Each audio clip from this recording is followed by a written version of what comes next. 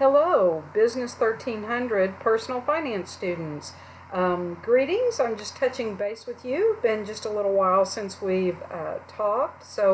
I just finished posting grades on your personal finance, your discussion number 3, which was about budgeting. Some very good posts out there.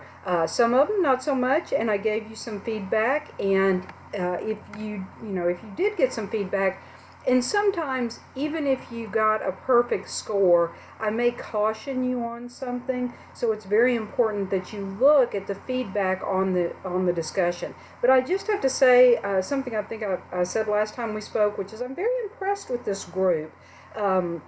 You all are taking the instructions very seriously, and it's showing in your post, and as a result you're really demonstrating to me that you've read the textbook, that you've thought about what you read, and that you're applying that to the discussion board posting.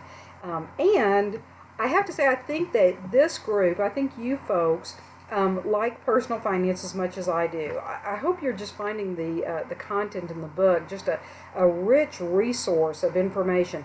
Some things you may know already, but it's that great reminder, or perhaps just a little bit more depth on something that you only knew superficially.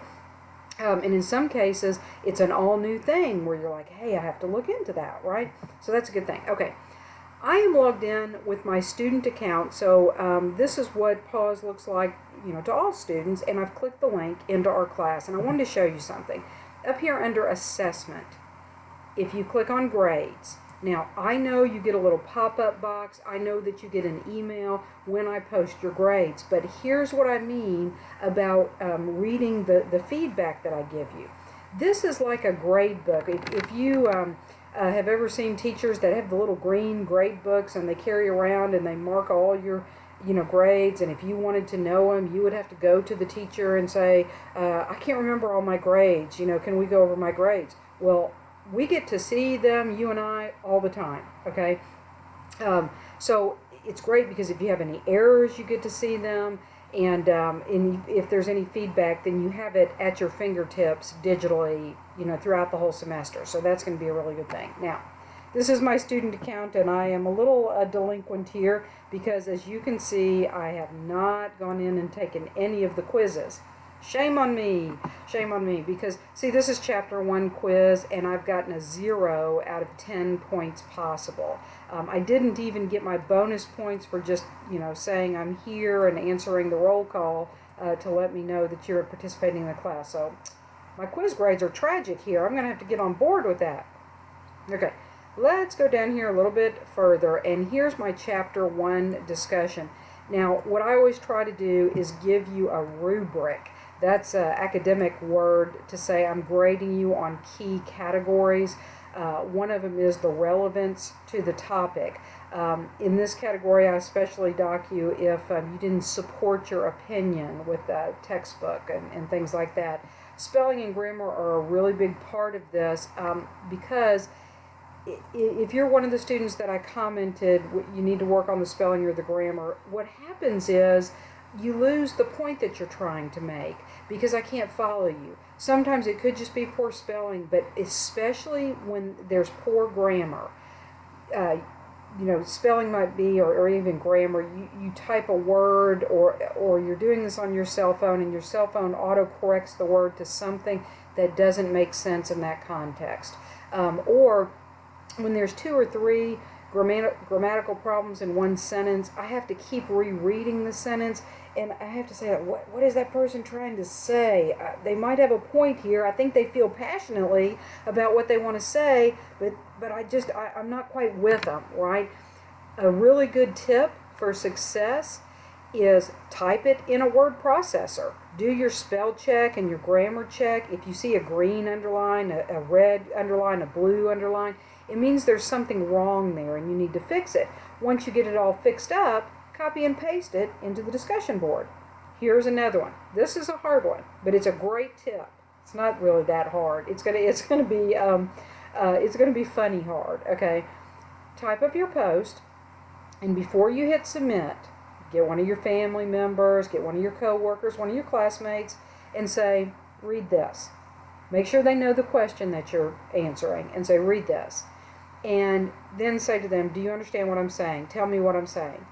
And if you find that you're saying to them, but it's because, and what that means, and it's, in other words, you're having to fill in the gaps.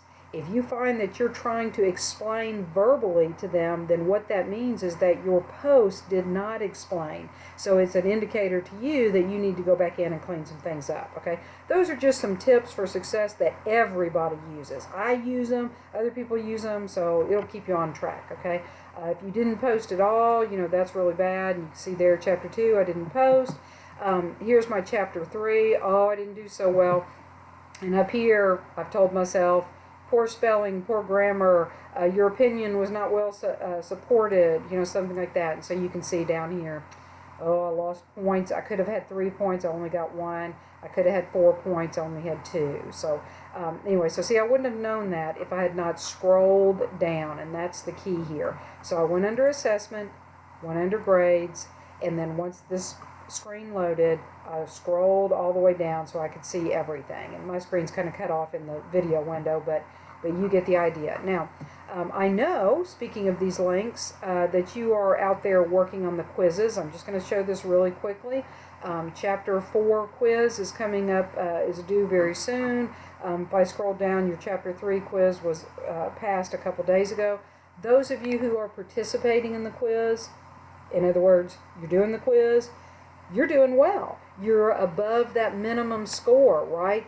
If you ever make below an 80%, I don't care what the system says. If it says you got a 75, no, you did not. You got a 0.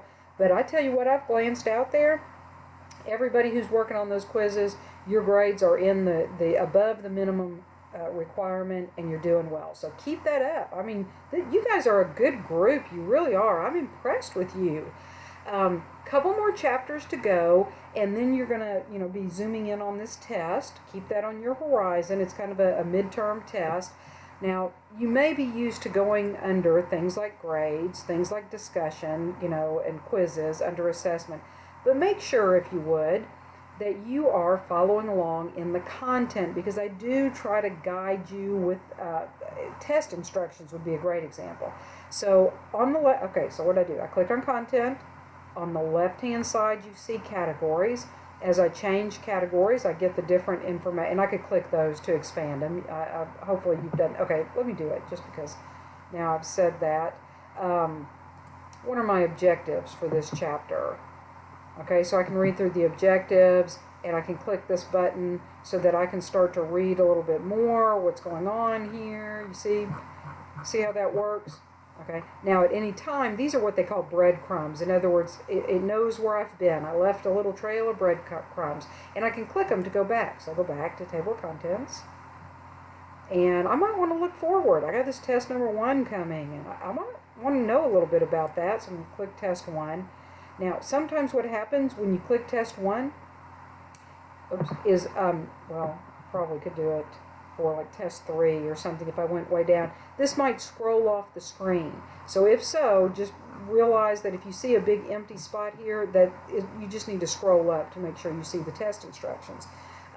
Don't go directly to the test and just start clicking and emailing, where's the password, what's the password?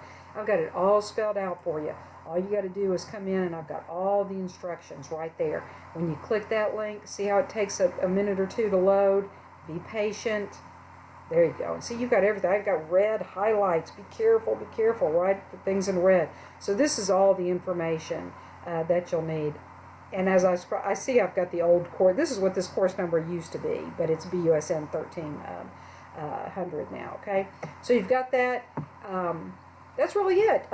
Lots of praise for you all. Give yourself a hearty pat on the back. Don't pat too long. Remind yourself, I got to get in there and keep on working, and I got to, be strong as I keep going forward. But I'm really proud of you all. You're doing a great job, and your grades are posted. Go out there and look at them, and we'll be talking to you soon. Thanks.